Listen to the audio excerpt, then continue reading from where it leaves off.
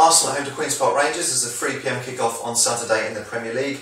So I'll start by talking about Arsenal. They dropped points at home to Wolves last time out, which is obviously very disappointing for them. There has been a few results like that at the Emirates this year.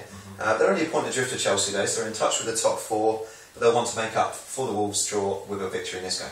Yeah, and they obviously, with the games coming thick and fast, man, they've got a chance to make up for it. Yeah. I think the result against Wolves did have the sort of air of maybe a one-off because it was such a one-sided game. Wolves defended really well, they got away with it, got a point, and fair play to them, but Arsenal now will have the chance to bounce right back and pick up 3 points to move them hopefully into the top four.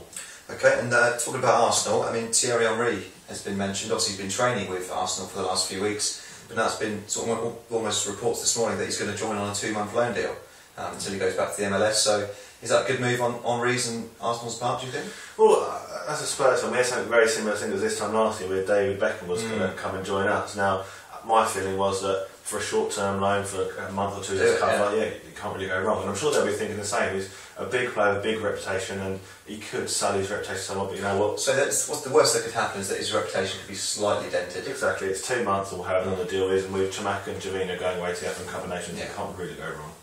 Okay, Queen's Park Rangers, solid point at Swansea last time out, but they've gone 6 games without a win now.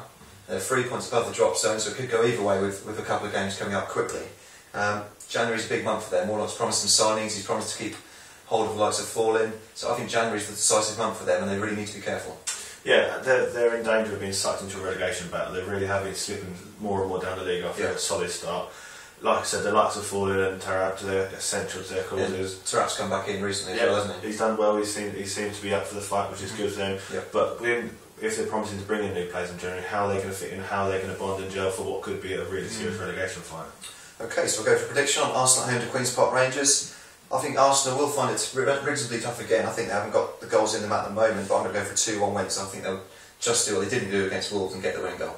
Yeah, I think it'll be a narrow Arsenal win. I'll go 1-0 Arsenal win. I think it will be a struggle for them and QPR will put up a fight, but Arsenal will have just got too much for them.